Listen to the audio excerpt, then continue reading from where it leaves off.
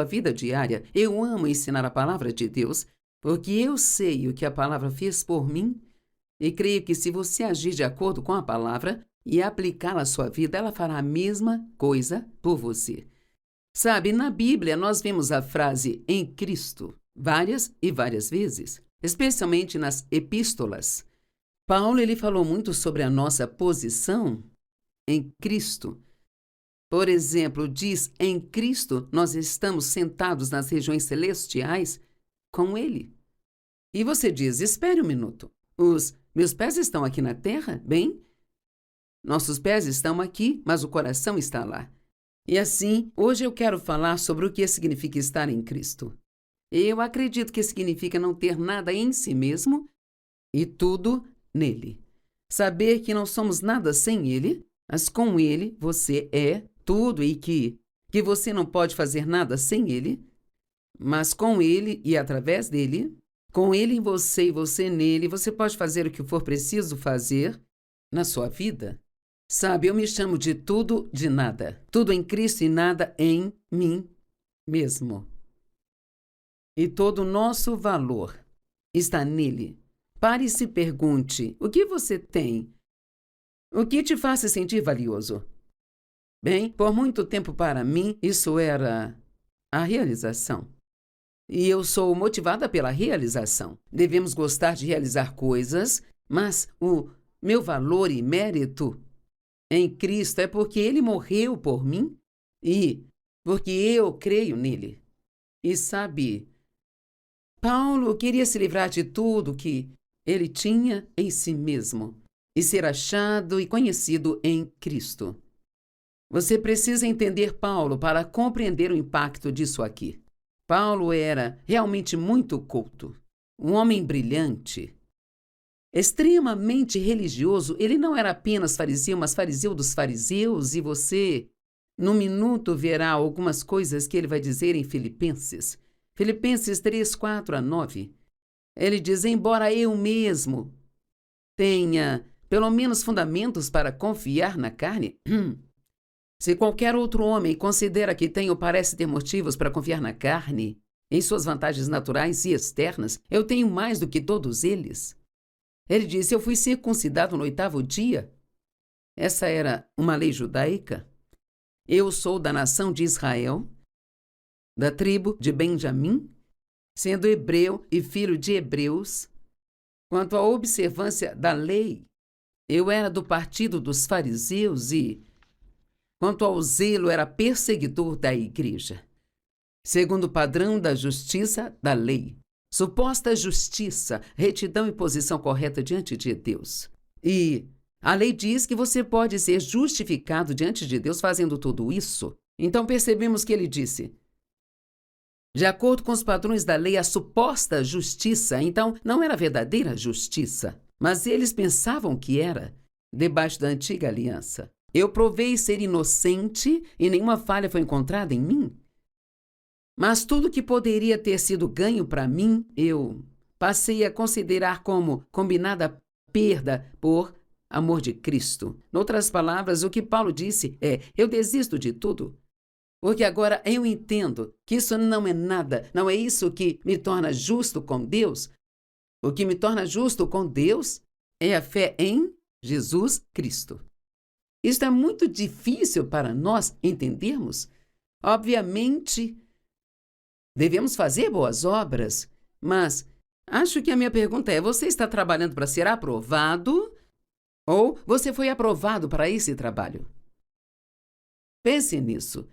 Se você está fazendo coisas, orando, lendo sua Bíblia, fazendo boas obras, jejuando, dizimando, o que quer que esteja fazendo, se está fazendo para obter alguma coisa de Deus, obter a sua aprovação, você nunca conseguirá desse jeito. Na verdade, você vai se esgotar e se desgastar. Sabe, muitos cristãos eles tentam e fazem tantas coisas e ainda sentem que há um grande muro entre eles e Cristo, porque eles não entendem que o verdadeiro cristianismo é sobre relacionamento em primeiro lugar. Então, ao receber o amor de Deus e amá-lo de volta, você começa a falar com Ele E não apenas fale com ele o que é a oração, mas ouça o que ele falará com você. E se ouvi-lo, então, a partir disso, poderá começar a fazer coisas boas. Mas você não vai fazer isso para obter alguma coisa de Deus. Está fazendo por causa do que Deus fez por você. Então, antes Paulo estava fazendo tudo isso para se tornar justo com Deus, mas entendeu que nunca poderia estar correto com Deus por meio disso.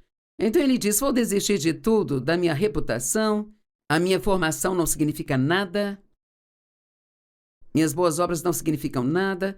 Ele era perseguidor da igreja e pensava que estava fazendo a coisa certa ao perseguir a igreja no Novo Testamento. Ele os perseguia e os colocava na prisão, onde eram espancados e severamente maltratados.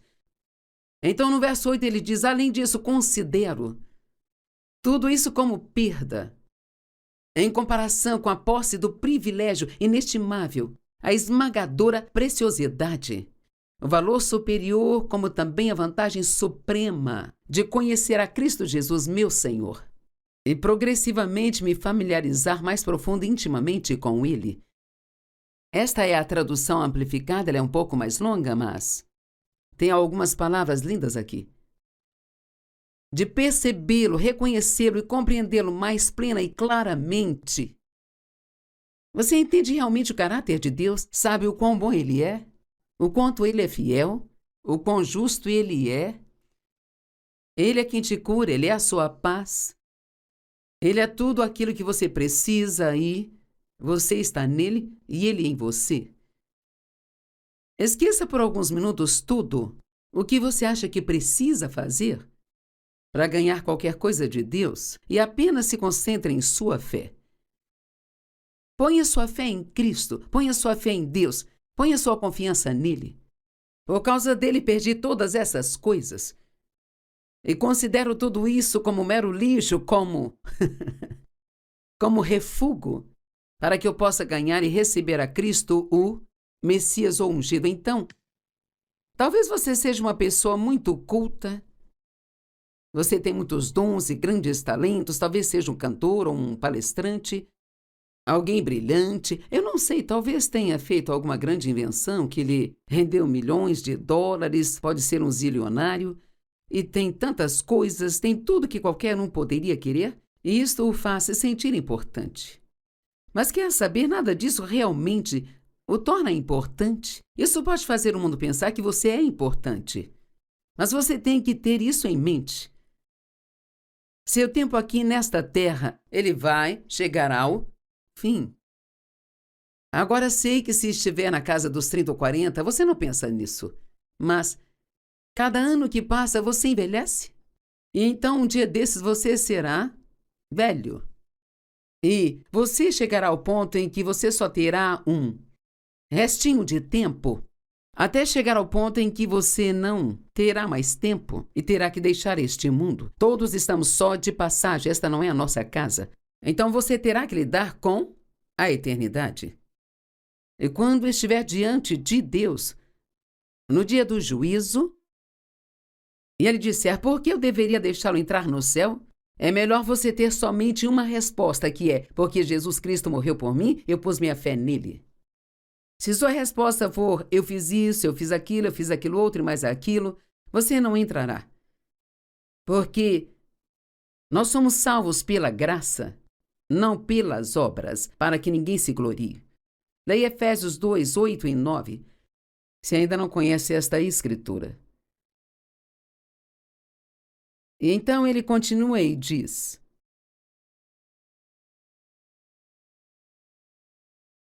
e para que eu realmente possa ser achado e conhecido nele, não tendo nenhuma justiça autoalcançada que possa ser chamada de minha, com base na obediência às exigências da lei, retidão ritualística e suposta posição correta com Deus, ele disse: posso seguir todos os rituais, regras e regulamentos, e acredite, na antiga aliança eles tinham centenas delas, talvez até milhares. Você não podia fazer isso, nem fazer aquilo, tinha que fazer isso, tinha que fazer aquilo. Se você ler Levítico e ver tudo que tinham que fazer, você se cansa só de ler. quanto mais de fazer aquilo.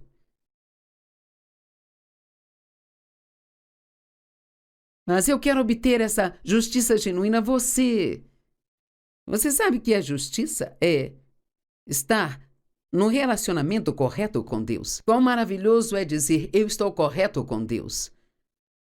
Porque o que sempre fazemos é pensar no que há de errado conosco. E como Deus está bravo conosco porque tem algo de errado conosco, e o que precisamos fazer para consertar isso? Ah, meu Deus, eu vivi assim por anos e anos e anos, e isto apenas te esgota. É por isso que você se ouve dizendo, não posso mais fazer isso, não posso fazer essas coisas mais. E acaba sendo muito frustrante porque não importa quantas coisas boas faça, nunca se sente diferente. Mas é tão bom saber que nós temos isso como um dom de Deus, pela fé em Jesus Cristo. E então, eu quero fazer coisas boas e faço o máximo que eu posso, mas não me sinto um fracasso porque eu não tenho nenhuma cota de boas obras que eu tenha que alcançar. Você pode imaginar Jesus quando deixou a terra, dizendo aos discípulos, aqui está o que quero que façam. Vão à igreja todo domingo de manhã. Isso teria sido impossível porque não havia igreja até o ano 300. Eu quero que leia a Bíblia. Isso teria sido impossível porque não havia Bíblias e a maioria não sabia ler. Eu quero que você jejue. Quero que dê o dízimo. Todas essas regras e regulamentos que achamos que temos que seguir, bem, não foi assim. Ele diz, temos um relacionamento e quero que vocês contem às pessoas sobre mim. Falei com elas sobre ter um relacionamento comigo, sobre pôr sua fé em mim. Sim, devemos ler nossa Bíblia, devemos ir à igreja. Devemos jejuar, dar o dízimo e orar.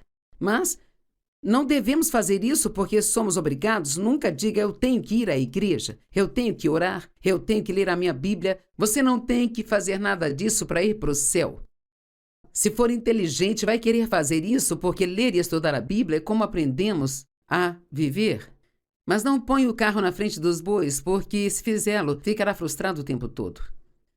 Você sempre sentirá que fica aquém. Você vai ler a Bíblia e sentir, bem, eu nem sei porque eu li isso, eu nem entendo o que está dizendo. Mas eu quero possuir aquela justiça genuína que vem pela fé em Cristo Jesus, o Messias, o ungido. A verdadeira posição correta com Deus, que vem de Deus pela fé salvadora. Cara! E provavelmente você pode assistir tudo isso novamente pela internet e alguns precisam ouvir isso várias e várias vezes. A maioria dos crentes provavelmente nunca andarão na plenitude de Cristo porque eles nunca se esvaziam de si mesmos. E ele não pode te preencher se estiver cheio de si, se estiver cheio de suas boas obras, do seu bom histórico. Você precisa se esvaziar de tudo e pedir a ele para te preencher. E aqui uma ótima história em 2 Reis 4, de 1 a 5. Ora, a mulher de um filho dos profetas clamou a Eliseu, teu servo, meu marido, morreu. E tu sabes que teu servo temia ao Senhor. Mas os credores vieram tomar meus 2 filhos para serem escravos. E Eliseu lhe disse, o que devo fazer por você? Diga-me o que é que tens em casa de valor para a venda. E ela disse, tua serva não tem nada em casa, exceto um pouco de óleo. Agora, acredito que isso tem um significado espiritual para nós que, quando entendemos que não temos nada além do Espírito Santo que é representado pelo óleo, então Deus poderá começar a fazer algo em nós. Então ela disse, não tenho nada. Eu não tenho nada além de um jarro de óleo. E ele disse, vá e pegue emprestado vasos de todos os seus vizinhos, vasos vazios, não poucos, vasos vazios.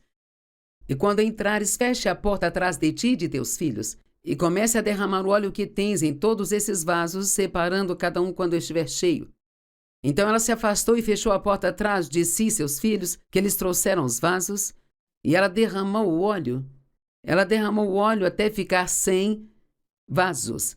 Bem, e aqui está o que eu penso. Eu acho que o que podemos aprender com isso é que quando chegarmos a Deus, devemos dizer, Deus, eu não tenho nada a lhe oferecer. Eu tenho o Espírito Santo. Quando comecei no ministério, ele era tudo o que eu tinha, eu não tinha mais nada, só tinha o Espírito Santo. Eu não sabia como criar uma mensagem, não sabia como pregar, ninguém me ensinou a escrever um livro. O Espírito Santo me ensinou, ele era meu tudo. Eu não tinha dinheiro, eu não tive uma boa formação, nem amigos para me convidar, eu só tinha o Espírito Santo. E Deus me permitiu pegar o óleo do Espírito Santo e encontrar vasos vazios em todo o mundo e enchendo, enchendo, enchendo, enchendo, enchendo. E é isso que Deus quer fazer através de você, mas antes dele usá-lo, você tem que entender que você não tem nada em si mesmo.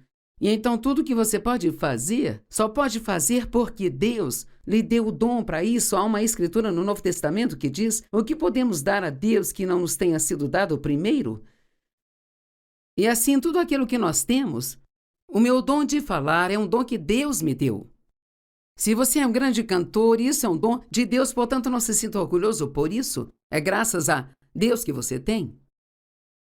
Só vasos vazios são adequados para o uso do mestre. Quer ser usado por Deus? Então se esvazie de todas as boas obras. Não pare de fazer, mas faça pelo motivo certo. 2 Timóteo 2:21. Portanto, quem se purificar do que é impuro e se separar do contato com influências contaminadoras e corruptoras, este então será um vaso separado e útil para os propósitos honrosos e nobres, consagrado e proveitoso para o mestre, apto e pronto para toda a boa obra.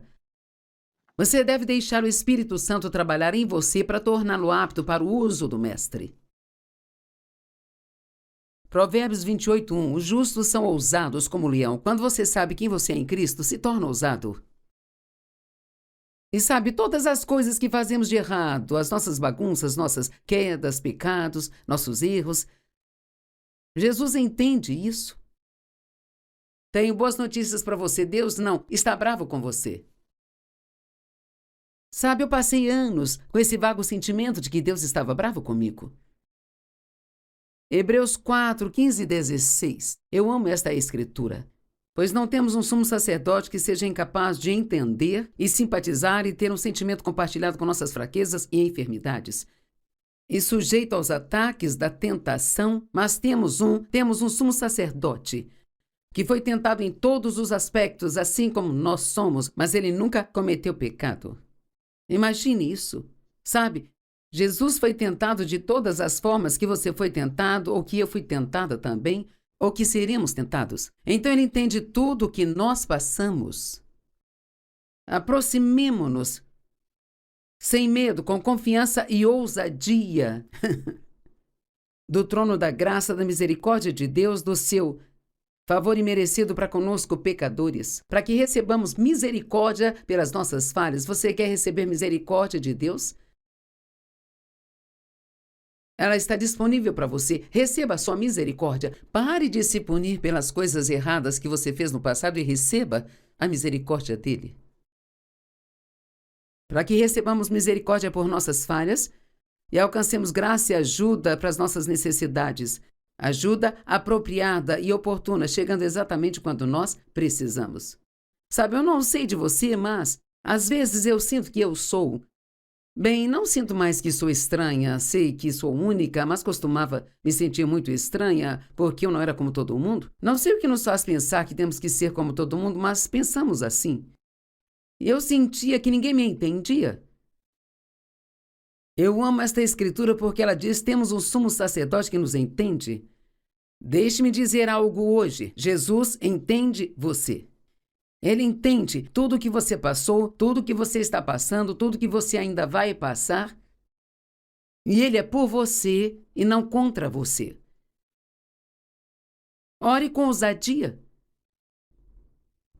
Pare de pedir só o que você precisa para sobreviver, mas ore com ousadia. Deus é capaz de fazer mais do que podemos imaginar. Efésios 3:20. Ora, aquele que, por em consequência da ação de seu próprio poder que opera dentro de nós, é capaz de realizar seu propósito e fazer superabundantemente, muito além de tudo aquilo que ousamos pedir ou pensar, infinitamente mais do que desejos, pensamentos e esperanças ou sonhos. Você entende? Ele é capaz de fazer muito mais além do que você possa sequer imaginar. Seus mais loucos sonhos e imaginações, Ele pode fazer além. E então, a Bíblia Amplificada, a última parte diz: pelo seu poder que opera em nós, como Ele faz isso? Ele faz isso por meio do poder que opera em você, faz isso através de você. Noutras palavras, quando você ora, é bem provável que Deus não apenas faça algo por você, mas que Ele mostre algo para você fazer. Mas Ele te dará o poder para fazê-lo. Pode ser algo do qual precisa abrir mão, talvez haja algo que esteja em seu caminho entre você e Deus. Talvez um pecado oculto, algo do qual precisa se arrepender. Talvez algo que esteja fazendo em sua vida que impede Deus de trabalhar em sua vida, como a falta de perdão. Se está brigando falta de perdão no coração, isso impede Deus de trabalhar em sua vida.